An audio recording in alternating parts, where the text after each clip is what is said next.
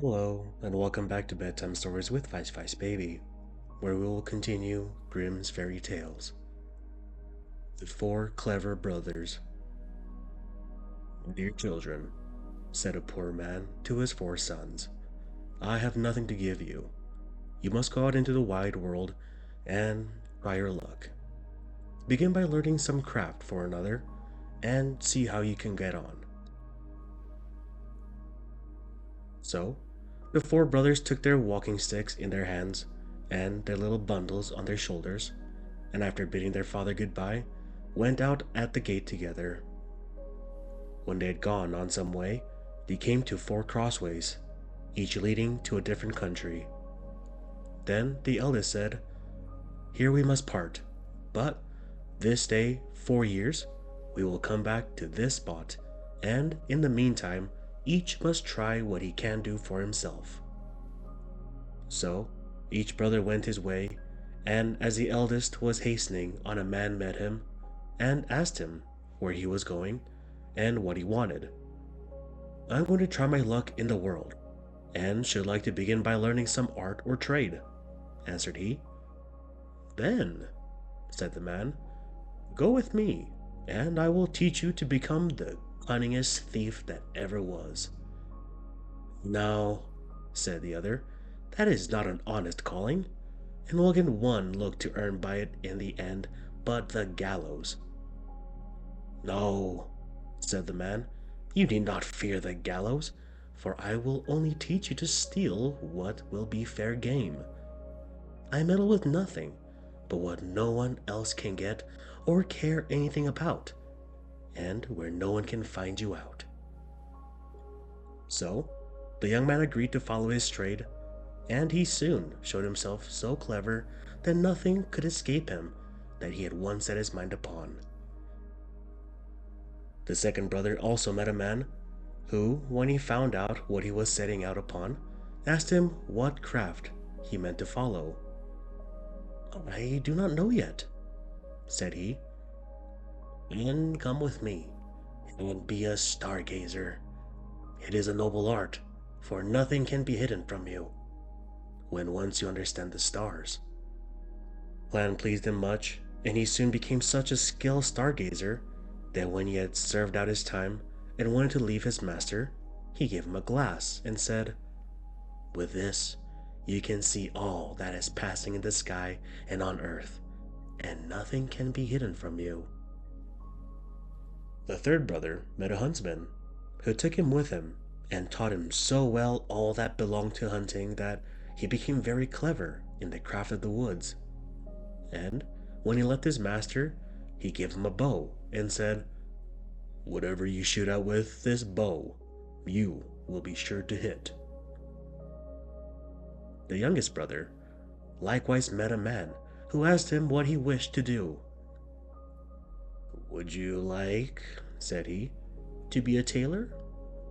Oh, no, said the young man, sitting cross-legged from morning to night, working backwards and forwards with a needle and goose, will never suit me. Oh, answered the man, that is not my sort of tailoring. Come with me, and you will learn quite another kind of craft than that. Not knowing what better to do, he came into the plan and learned tailoring from the beginning.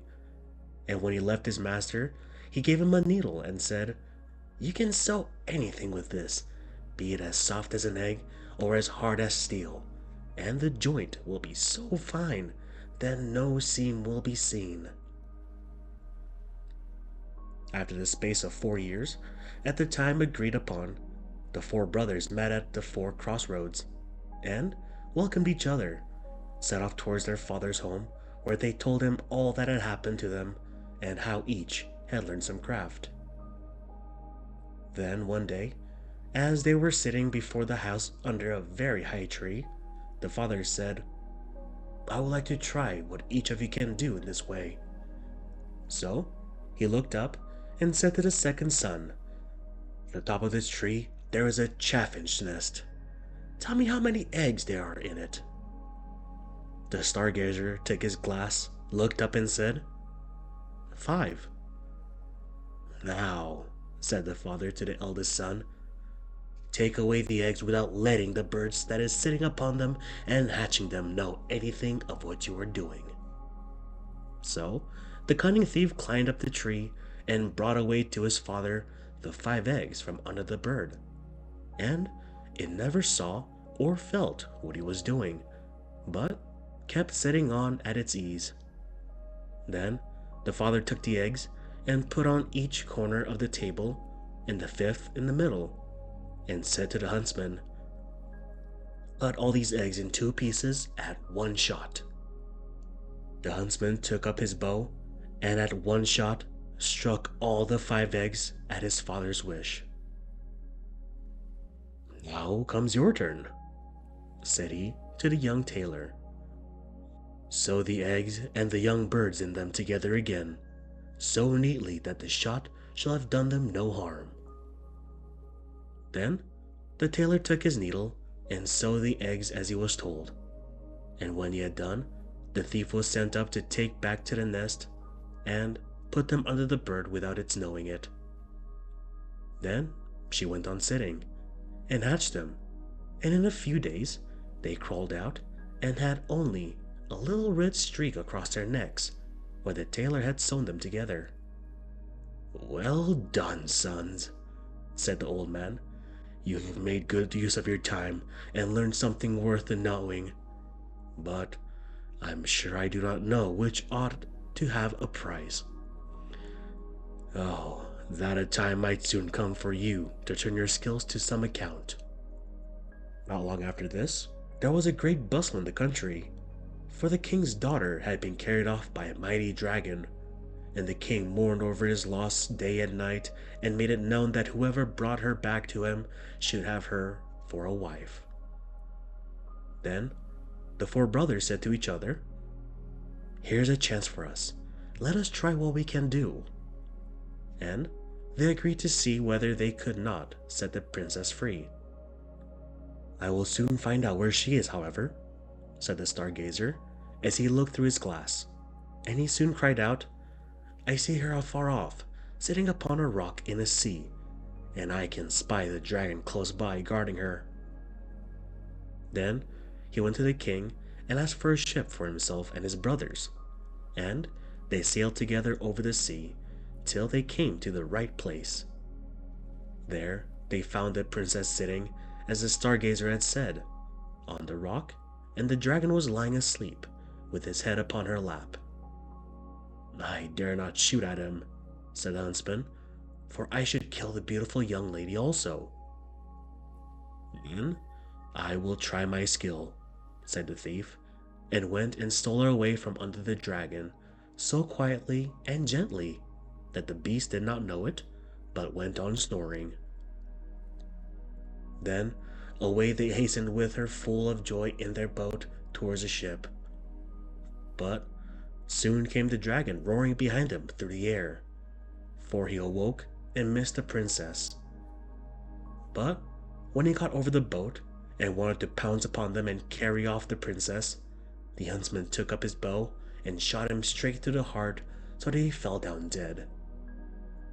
They were still not safe, for he was such a great beast that in his fall he overset the boat, and they had to swim in the open sea upon a few planks. So the tailor took his needle, and with a few large stitches put some of the planks together, and he sat down upon these and sailed about and gathered up all the pieces of the boat, and they then reached the ship and got home safe. When they had brought home the princess to her father, there was great rejoicing, and he said to the 4 brothers, one of you shall marry her, but you must settle amongst yourselves which it is to be. Then there arose a quarrel between them, and the stargazer said, if I had not found the princess out, all your skill would have been of no use. Therefore, she ought to be mine. You seeing her would have been of no use, said the thief. If I had not taken her away from the dragon, therefore she ought to be mine.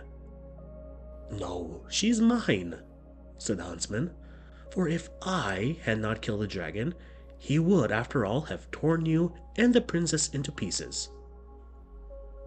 And if I had not sewn the boat together again, said the tailor, you would all have been drowned. Therefore, she is mine. Then the king put in a word and said, each of you is right, and as all cannot have the young lady, the best way is for neither of you to have her. For the truth is, there is somebody she likes a great deal better.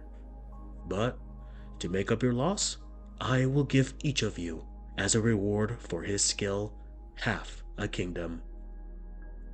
So, the brothers agreed that this plan would be much better than either quarreling or marrying a lady who had no mind to have them. And the king then gave to each half a kingdom, as he had said, and they lived very happily the rest of their lives and took good care of their father. And somebody took better care of the young lady than to let either the dragon or one of the craftsmen have her again. Thank you for tuning into this episode of Bedtime Stories with Vice Baby. I hope you all have a good night and sweet dreams.